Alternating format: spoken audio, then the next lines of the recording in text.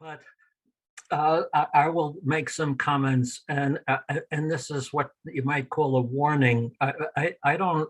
I'm not particularly optimistic about the future, so don't expect me to come out with some good news at the end. I really don't have any.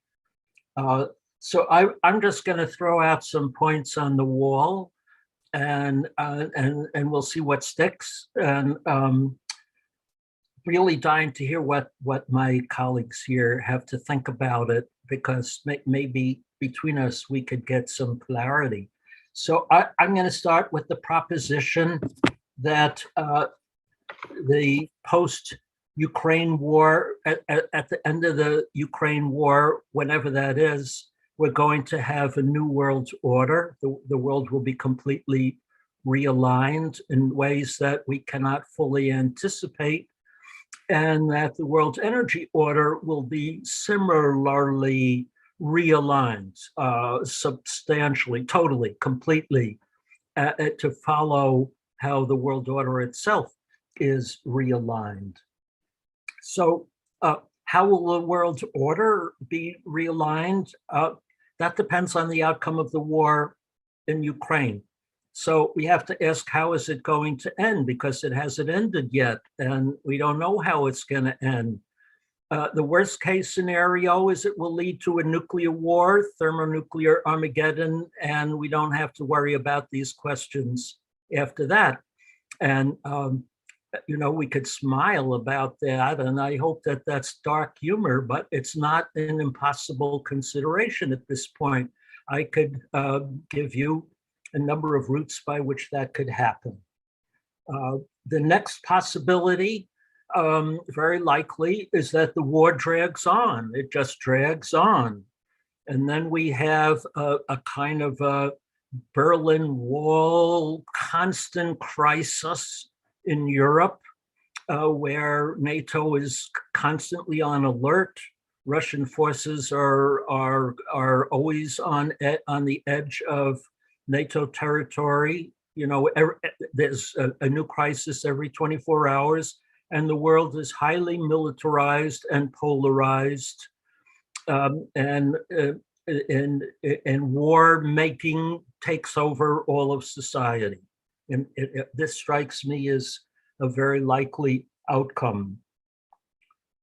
Another possible outcome is the war ends sometime in the next few weeks, with Ukraine divided somehow, with a western part and an eastern part under Russian control, and then we have Cold War II. Europe frozen, maybe not quite as dangerous as a continuing war, but pretty much like I described. With the West, the NATO powers constantly mobilized, war fever, war priorities take over everything, and that being the dominant priority. In either of these cases, we have to ask is, what role does China play in all of this? Does China remain aligned closely enough to Russia, whatever it says, that it's seen in the West as an accomplice, in which case it will be, I'm sure, will be subjected to the same kind of economic punishments and sanctions that Russia is being subjected to, and the world will be cleaved in half, economically, politically, diplomatically, militarily. And that will be the new world order, a world in two parts, constantly on edge, with the borders between these two worlds fought over, proxy wars, crises all the time.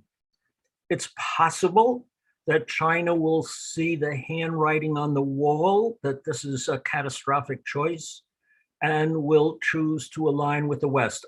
I don't think it could. It's going to try to stay in the middle. I don't think that's an option. I wonder what you folks think about that. But it could align with the West and cut off its ties with Russia, in which case Russia declines and becomes a failed state, and you might have state collapse. We can think about that. So, those are the options.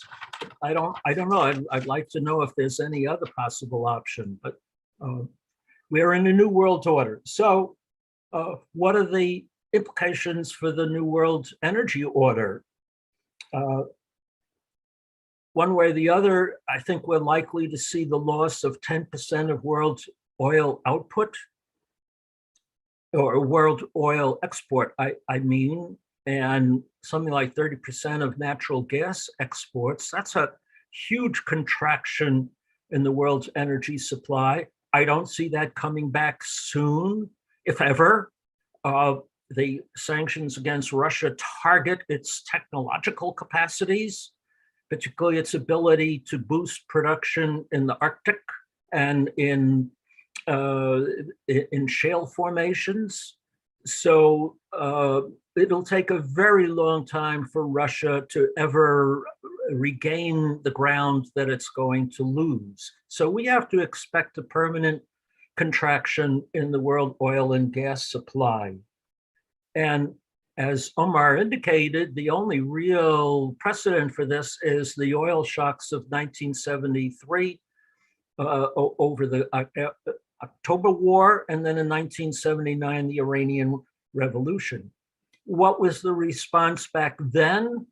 What they called the strategy of diversification, to seek oil. Then oil was, the primary concern. More domestic drilling in the United States, in Alaska, offshore, and in shale formations, to seek and develop other sources of supply in places like Africa, offshore Asia, offshore Latin America. And this succeeded over time to create a huge increase in global oil production, leading in time to overcapacity in world oil production as time went on. And we're going to hear now the same demand. We are hearing the same demands now from Republicans in Congress to lift restrictions on all environmental restrictions on oil drilling in offshore US, in federal lands and the Arctic National Refuge, and so on. We're also seeing efforts by the administration to get oil from places that have been cut off, like Venezuela and Iran. And there'll be efforts to persuade the Saudis and Emiratis and Kuwait to increase production. Not going very well, by the way. But you add all this up, and you're still not going to be able to replace Russia, I think, in the near term. What role does China play in all of this? If it joins with Russia, well, that's a help in a way, because it could consume Russian oil and gas and make it easier for the West, because it won't be competing. If it shuns Russia, well, then China's going to be competing for the same oil and gas as the rest of us. And that's going to put a huge pressure on supplies and pressure. And I think this will lead to intense competition for control over places in Africa and elsewhere for what's left of the available supplies, and intense political, maybe military pressure for access to those places. What about decarbonization? I think there'll be some calls for increased green technology in Europe, especially, but I think that's going to go out the window in most places. In the U.S., for sure. I don't see Biden being able to resurrect his climate plans. In China, the reports are that they've rapidly ramped up coal production in the past few months, and I think China is going to be heavily invested in fossil fuels. So, in a bifurcated New World Order, I think there's with no cooperation between the major parties, there's no way to keep temperatures from going beyond 1.5 degrees Celsius, or to keep it from going beyond 2 degrees Celsius. So I think the climate will proceed on an even more rapid path towards catastrophic outcomes if we escape World War III.